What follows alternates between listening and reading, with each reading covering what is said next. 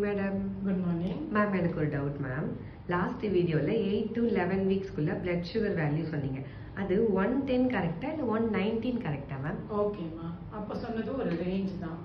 இப்போ பார்த்தீங்கன்னா இந்த 8 to 11 வீக்ஸ் ப்ரெக்னென்சியில் யாருக்கெல்லாம் பிளட் சுகர் லெவல் எடுப்போம்னா, ஃபேமிலி ஹிஸ்ட்ரியில் டயபெட்டிஸ் இருக்கிறவங்களுக்கு, பிசிஓடி இருக்கிறவங்களுக்கு, obese patient with high BMI இருக்கிறவங்களுக்கு, இவங்களுக்கெல்லாம் வந்து 8 to 11 வீக்ஸ்க்குள்ளேயே நம்ம வந்து ஓஜிசிடி பண்ணுவோம்.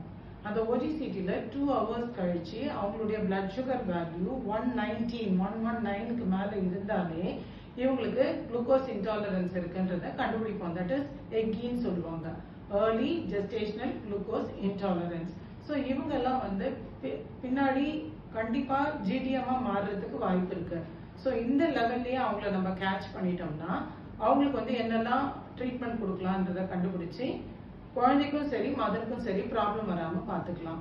So there are 3 type of treatment. ஒன்று வந்து மீல் பிளான் கொடுக்கலாம், இல்லைன்னா மெட்ஃபார்மின் கொடுக்கலாம், இல்லைன்னா இன்சுலின் கொடுக்கலாம். இதெல்லாம் யார் யாருக்கு கொடுக்கணுன்றது அவங்கவுங்க பிளட் சுகர் லெவலை பொறுத்து இருக்கு.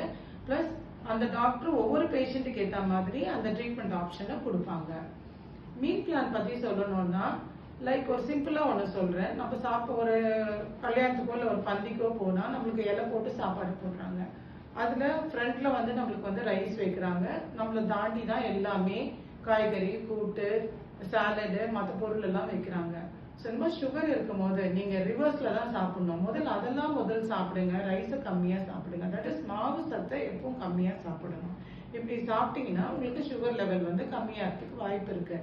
என்னெல்லாம் டயட் கொண்டு சாப்பிடணும் அப்படின்றது உங்களுடைய வெயிட்டை பொறுத்து, உங்களுடைய பேக்ரவுண்டை பொறுத்து அந்தந்த டாக்டர் வந்து உங்களுக்கு லிஸ்ட் கொடுப்பாங்க.